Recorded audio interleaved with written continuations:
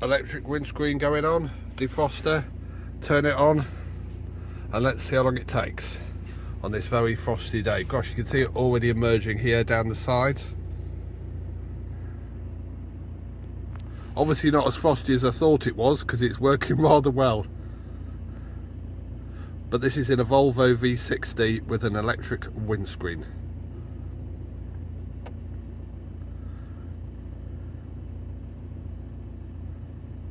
That's taken about 30 seconds so far.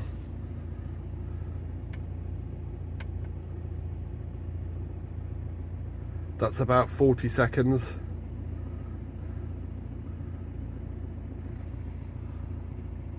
$50 seconds. I'd say that's clear in 50 seconds. Thanks for watching, and don't forget to drop me a like and subscribe. Thank you.